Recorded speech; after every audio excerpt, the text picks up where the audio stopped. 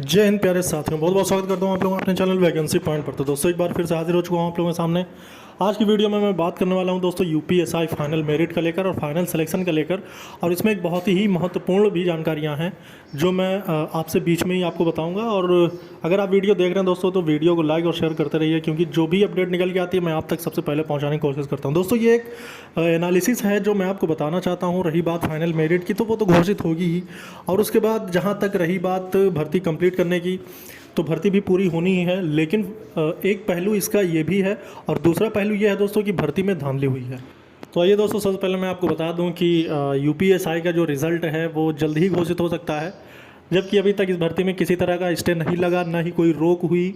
और जबकि ये बात सरकार भी एक्सेप्ट करती है कि भर्ती में धांधली हुई है, कि देखा आपने किस तरह विधानसभा सत्र में अखिलेश यादव द्वारा उठाए गए इस मुद्दे को जब विपक्षी दल यानी कि केशव प्रसाद मौर्य ने जब इसका रिप्लाई किया था, तब उन्होंने ये बात साफ कहा था कि भर्ती में जो भी धांधली किए हुए हैं उनको पकड़ धड़ किया जा रहा है और उनके खिलाफ कार्रवाइयाँ हो रही हैं। इसका मतलब ये है कि सरकार इस बात को एक्सेप्ट करती है कि भर्ती में धांधली हुई है।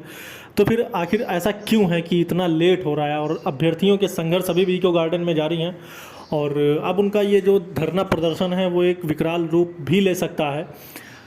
तो सरकार का जब ये मानना है कि भर्ती में धांधली हुई है, तो उसके लिए स्पेशल इन्वेस्टिगेशन टीम उन्होंने वो क्यों नहीं तैयार कर रहे हैं, यानी उनकी एसआईटी क्यों नहीं गठित हो पा रही है।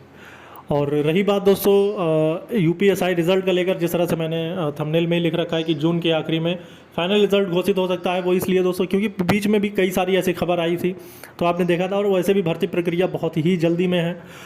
अभी तक तो इतिहास रहा है कि यूपीएसआई जैसी भर्ती या फिर कोई भी भर्ती हो, इतनी जल्दी प्रक्रिया आगे नहीं बढ़ी है, और ये आगे बढ़ी है, ये बहुत ही अच्छी बात है। लेकिन अगर ये साफ़ सुथरी भर्ती होती तो ये प्रशंसनीय और सराहनीय होता। लेकिन इसके दूसरे पक्ष में देखा जाए दोस्तों तो बड़े ही पैमाने पर भर्ती में धांधली हुई है। उसके बावजूद भी ये भर्ती इतनी तेज़ी से आगे बढ़ रही है कि इतनी तेज़ी आज तक किसी भी भर्ती में नहीं हुआ, जबकि वो कितनी ही स्वच्छ या फिर अच्छी ना हो।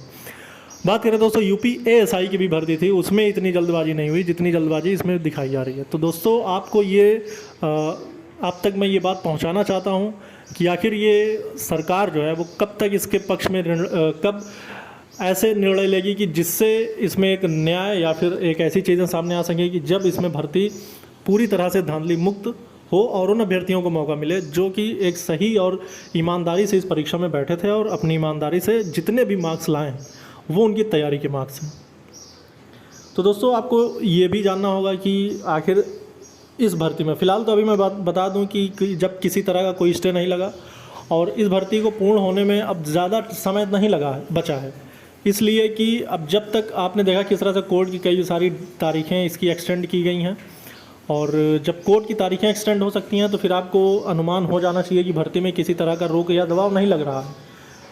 तो ये बात भी निर्धारित है कि इसका जल्द ही फाइनल मेरिट घोषित होगा, और इस अनुमान से जून आखिरी तक, यानी कि एक दो आपने देखा किस तरह से एक दो खबर भी आई थी कि जून आखिरी तक इसका जो है फाइनल मेरिट घोषित हो सकता है, और फाइनल मेरिट घोषित होते ही मेडिकल भी कराए जाएंगे। लेकिन बात बता दें दोस्तों कि जब फाइनल मेरिट घोषित होगी तो चयनित लोगों की जो लिस्ट होगी वो 9,534 होगी, और कैंडिडेट क्वालिफाइड हुए थे 36,000। तो जो 36,000 में से 9,534 कैंडिडेट चुन लिए जाएंगे, तो लगभग 25,000 कैंडिडेट ऐसे होंगे जो इस भर्ती से बाहर किए जाएंगे। तो कुछ ऐसे कैंडिडेट हैं जो अभी भी फेल हो चुके हैं, मतलब जिनका नाम मेरिट लिस्ट में आ गया था पहली बार, वो अभी बाहर हो चुके हैं, या तो वो फिजिकल में बाहर हुए हैं या फिर वो डीबीपीएसटी में बाहर हुए। तो जब ऐसा हुआ कि वो बाहर हो गए हैं, तब उनकी क्या राय है, वो क्या कहते हैं। तो उनका भी यही मानना है कि भर्ती में जो धांधली किए हुए हैं उन्हीं को मौका मिल रहा है, अदरवाइज़ जो वैसे हैं उनको बाहर किया जा रहा है। जबकि रनिंग में तो ऐसा नहीं कह सकते, क्योंकि जिन्होंने रनिंग क्वालिफाई की है वो क्वालिफाइड माने जा रहे हैं, और जो रनिंग में ही फेल हो गए हैं तो वो फाइनली वो फेल है। तो अब ऐसा भी नहीं कि सिर्फ उनको चिन्हित किया जा रहा है, अगर चिन्हित किए जाते तो वो पकड़े भी जाते कि अगर इन्होंने धांधली की है तो वो फिर हर हाल में पकड़े जाते। लेकिन रही बात दोस्तों जो अभ्यर्थियों की मानसिकता है उसकी बात करें, तो उनका ये मानना है कि उनको ज़रूर पास कराया जाएगा, यानी उनका नाम ज़रूर आएगा फाइनल मेरिट में जो कि धांधली किए हुए हैं।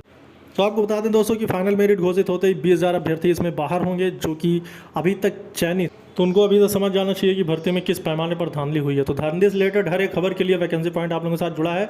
वीडियो को लाइक और शेयर करते हैं। वीडियो